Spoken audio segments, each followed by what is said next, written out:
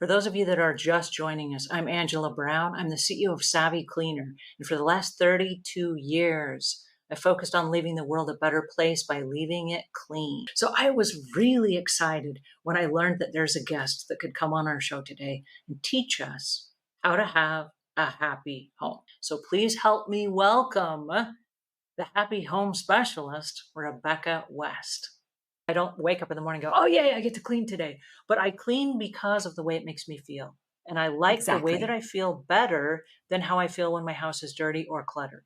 And so I wake up every Exactly. day and I'm not to be arrogant. I'm kind of arrogant, but here you go. I like to wake up and say, I deserve a clean house. And I'm only going through this life one time. And so if I get to go through today is a gift. How do I want to spend today? And how I want to spend today is I want to spend it in a tidy area that's clean, that makes me feel fantastic. So that when I'm here, if I'm working out of my house, I was here today.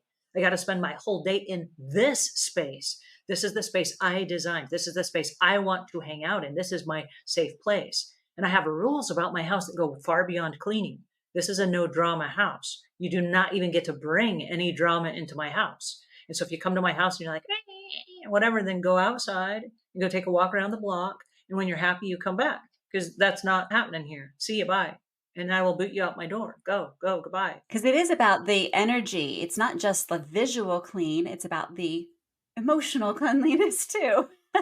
Well, and is it your happy place? And I love that that's the name of your business because for me, my home is my happy place. It's a safe place. I can go outside and get all kinds of crap in the world around me, and there's anxiety and there's frustration and there's drama and whatever. But when I come home, it's like, whoa, I'm at a happy place, right? And it's one place we can control. And this is why I want people to understand how much influence and control they have, because we can't control what's happening outside of our front door, but we sure as heck can control what's happening inside our homes. We have that power and that agency. Well, and that's interesting you brought that up because my husband and I had a really heart to heart honest chat the other day. And he keeps thinking, oh, I got to move. I got to move. And he's been over at this new neighborhood every day for a couple of weeks looking at a new house. And I got to move. And then suddenly it was a car. I got to get me a new car, a new car. Well, there's nothing wrong with the car you have. And there's nothing wrong with the house you have. Why are you moving? And he's like, I just need to move. I need to do this. And we narrowed it down to no, you don't need to move. What you're trying to do is your whole life is about to turn upside down. And you're trying to seek control of it before it turns upside down. His father's on hospice right now, and his father's going to leave us at any moment. And his world is about to dump upside down. And I said, I think what you're experiencing right now has nothing to do with the house and nothing to do with a new car. I think it has everything to do with you're about to lose control over something you have no control over. And I said, until you resolve that, it doesn't matter where you move, you're going to have the same anxiety and the same fear of loss. Buying something new or bigger or different is not going to change what's about to happen. And what's about to happen is inevitable. You don't have control over it. You just don't. And so having some of those hard conversations with ourselves, they're not pretty and we can't always resolve them. I hate to say I don't always have an answer at the end of our conversations, right? But having those conversations makes us stop and it gives us pause and says, wait a second. I am happy with the house that I have, or I am happy with the car that I have, and what I have is enough. Or you can say, like you did, I'm going to stay in the house that I'm in, but I am going to run out to my garage and I'm going to get a different color paint. Whatever happens, happens. And I'm going to give it a whirl because whatever I'm in right now is not the space I want to be in. And we do have control over some things. And I love the fact that you were like, it didn't work out, but I sure gave it my best, Yeah, Which brings me to my exactly. next question. You're really great with helping other people through those difficult moments. Tell us about your consulting business and how somebody might work with you. What does a session with you look like? Yeah, it's actually pretty straightforward at this point because of the upcoming move. So I offer what are called design helplines, and they are an hour-long session by Zoom. And people just bring me their design challenges, their home challenges, and we talk through them. And ideally, we always come up with actionable, practical steps that they can take to solving whatever the problem is that's presenting. And so sometimes it's about the emotional, like I just feel icky and I don't know why. And sometimes it's super specific, like I need to pick a backsplash and I don't know where to start, So yeah, it's all via Zoom. It's all on my website, happystartsathome.com or seriouslyhappyhomes.com. They both get you there. Oh, I love that. That is so awesome. Thank you for that. All right, you guys. Now we have time for questions. We have Francine here who says, I keep good order on the surface over the old clutter. I'm no longer the hoarder, but I can't face the mess. What advice would you give to Francine?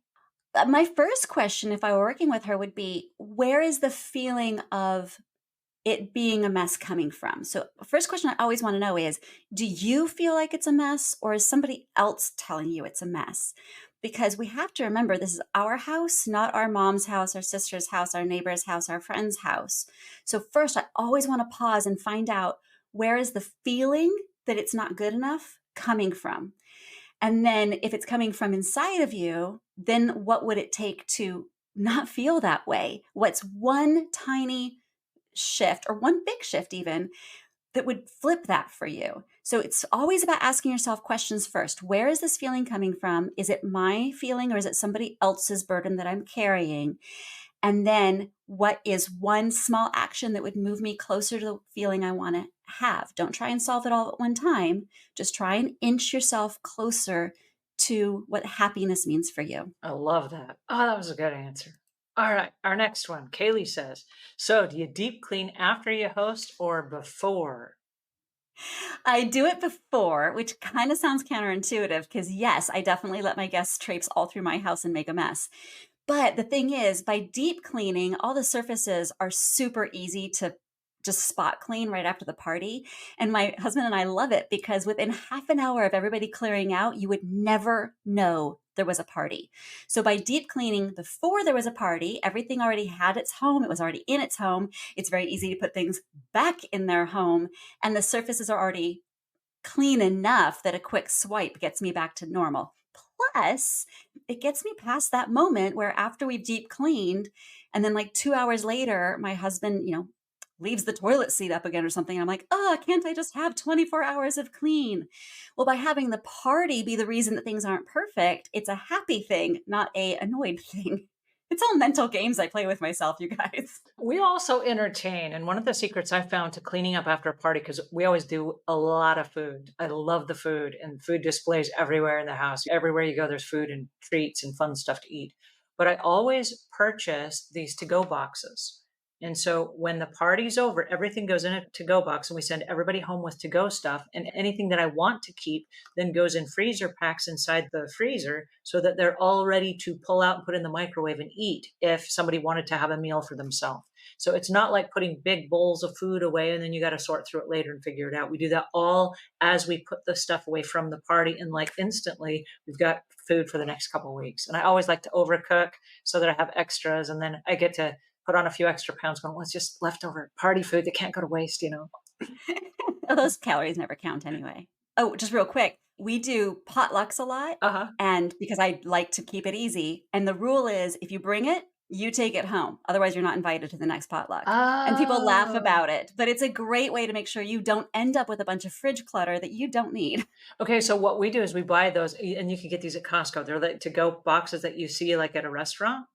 And so we buy those and we put those out at the end. And instead of somebody taking home the whole casserole or the whole crock pot full of stuff, we let everybody make their own That's meals to go. perfect. And then everybody gets to sample each other's food and then take it with them. And that way there's no fridge clutter, but everybody got like their to go meal or their lunch for the next 2 or 3 days or I whatever. love it. So that's fun. Alrighty, that is it for today. Oh man, I'm so sad our time is up, but you guys get on the email, send Rebecca your comments, Rebecca at seriouslyhappy.com.